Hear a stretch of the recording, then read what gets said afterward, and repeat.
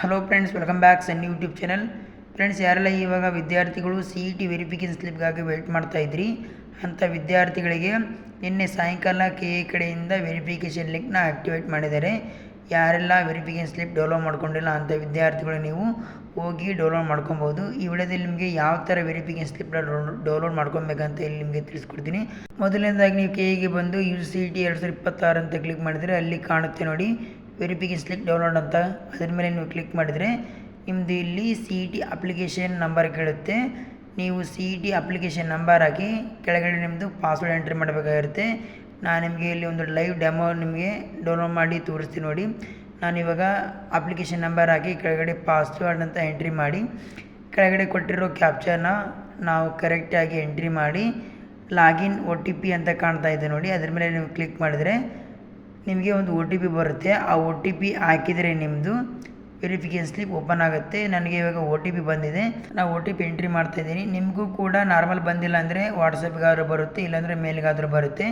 ಆ ಬಂದಿರೋ OTPನ ನೀವು ಕರೆಕ್ಟಾಗಿ ಎಂಟ್ರಿ ಮಾಡಿ ಕೆಳಗಡೆ ವೆರಿಫೈ OTP ಅಂತ ಇದಿರಲ್ಲ ಅದ್ರ ಮೇಲೆ ನೀವು ಸಬ್ಮಿಟ್ ಕೊಟ್ಟರೆ ನಿಮ್ಮದು ವೆರಿಫಿಕೇಷನ್ ಸ್ಲಿಪ್ ಓಪನ್ ಆಗುತ್ತೆ. ನಾನು ಇವಾಗ OTP ಎಂಟ್ರಿ ಮಾಡಿ ಕೆಳಗಡೆ ವೆರಿಫೈ OTP ಮೇಲೆ ಕ್ಲಿಕ್ ಮಾಡ್ತಿದ್ದೆ ನೋಡಿ. ಕ್ಲಿಕ್ ಮಾಡಿದ ತಕ್ಷಣ ನಂದು ವೆರಿಫೈ ಆಗಿ ನೆಕ್ಸ್ಟ್ ಪೇಜ್ ಓಪನ್ ಆಗುತ್ತೆ. ಆವಾಗ ನಮ್ಮದು ವೆರಿಫಿಕೇಷನ್ ಸ್ಲಿಪ್ ಓಪನ್ ಆಗುತ್ತೆ. ಇವಾಗ ನಾವು ವೆರಿಫೈ ಕೊಟ್ಟಿದ್ದೀವಿ ನೋಡಿ, ಇಲ್ಲಿ ವೆರಿಫಿಕೇಷನ್ ಸ್ಲಿಪ್ ಓಪನ್ ಆಯಿತು. ಇದೇ ನಿಮ್ಮದು ವೆರಿಫಿಕೇಷನ್ ಸ್ಲಿಪ್ಪು. ಇಲ್ಲೇ ನೀವು ಕರೆಕ್ಟಾಗಿ ನೋಡ್ಕೊಬೇಕು ನಿಮ್ಮದು ಡೀಟೇಲ್ಸು, ನಿಮ್ಮ ನೇಮು ಮತ್ತು ನಿಮ್ಮದು ರಿಸರ್ವೇಷನ್ನು ಎಲ್ಲನೂ ಕರೆಕ್ಟ್ ಆಗಿದೆಯಾ ಇಲ್ಲ ಅಂತ ಒಂದು ಸಾರಿ ಕರೆಕ್ಟಾಗಿ ನೋಡಿಕೊಂಡು ನೀವು ಕೆಳಗಡೆ ಸ್ಕ್ರೋಲ್ ಮಾಡಿ ನೀವು ಸಬ್ಮಿಟ್ನ ಮಾಡಬೇಕಾಗಿರುತ್ತೆ.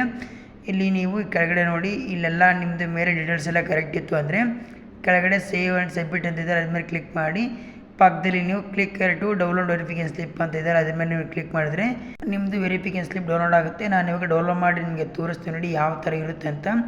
ಇದೇ ನೋಡಿ ನಿಮ್ಮದು ವೆರಿಫಿಕೇಷನ್ ಸ್ಲಿಪ್ಪು. ಇದರಲ್ಲಿ ನೀವು ಕರೆಕ್ಟಾಗಿ ನೋಡ್ಕೊಳ್ಳಿ ನಿಮ್ಮ ಡೀಟೇಲ್ಸ್ ಏನಾದರೂ ಮಿಸ್ ಆಗಿದೆಯಾ ಇಲ್ಲ ಅಂತ. ಇದರಲ್ಲಿ ನಿಮ್ಮದು ರ್ಯಾಂಕ್ ಲಿಸ್ಟ್ ಇರುತ್ತೆ, ಯಾವ್ಯಾವ ಕೋರ್ಸ್ ಎಷ್ಟು ರ್ಯಾಂಕ್ ಬಂದಿದೆ ಅಂತ ಇಲ್ಲಿ ನಿಮಗೆ ಪಕ್ಕದಲ್ಲಿ ಕಾಣುತ್ತೆ ನೋಡಿ. ಹಾಗೆ ಪಕ್ಕದಲ್ಲಿ ಇನ್ನೊಂದು ಕಡೆ ನೋಡಿದರೆ ಇಲ್ಲಿ ನಿಮ್ಮದು ರಿಸರ್ವೇಷನ್ ಕೋಟಾ ಕಾಣುತ್ತೆ. ಇಲ್ಲಿ ನಿಮ್ಮದು ನೇಮು ಮತ್ತು ನೀವು ಯಾವುದಾದ್ರು ರಿಸರ್ವೇಷನ್ ಕ್ಲೈಮ್ ಮಾಡಿದ್ದೀರಾ. ಇವಾಗ SC ST ವಿದ್ಯಾರ್ಥಿಗಳು ಮತ್ತು OBC ವಿದ್ಯಾರ್ಥಿಗಳು ನಿಮ್ಮದು ರಿಸರ್ವೇಷನ್ 2A 2B ಅದನ್ನು ಕರೆಕ್ಟಾಗಿ ನೋಡ್ಕೊಳ್ಳಿ. ಹಾಗೆ ನೀವು ಕನ್ನಡ ಮೀಡಿಯಮ್ ಕೋಟಾ ಕ್ಲೈಮ್ ಮಾಡಿದರೆ ಕನ್ನಡ ಮೀಡಿಯಮ್ SC ಇದೆ ಇಲ್ಲ ಅಂತ ನೋಡ್ಕೊಳ್ಳಿ. ಹಾಗೆ ನೀವು ರೂರಲ್ ಮೀಡಿಯಮ್ ಕೋಟಾ ಕ್ಲೈಮ್ ಮಾಡಿದರೆ ರೂರಲ್ ಮೀಡಿಯಮ್ ಏನಾದರೂ SC ಇದೆ ಇಲ್ಲ ಅಂತ ನೋಡ್ಕೊಳ್ಳಿ. ಎಲ್ಲನೂ ನೀವು ಒಂದು ಸಾರಿಯಾಗಿ ನೋಡ್ಕೊಳ್ಳಿ. ಹಾಗೆ 371 ವಿದ್ಯಾರ್ಥಿಗಳು ಯಾರೆಲ್ಲ ಕ್ಲೈಮ್ ಮಾಡಿದರೆ ಅಂಥ ವಿದ್ಯಾರ್ಥಿಗಳು ಒಂದು ಸಾರಿ ನೀವು ನಿಮ್ಮದು ರಿಸರ್ವೇಷನ್ ಎಲ್ಲ ಕ್ಲೈಮ್ ಆಗಿದೆ ಇಲ್ಲ ಅಂತ ಕರೆಕ್ಟಾಗಿ ನೋಡ್ಕೊಳ್ಳಿ.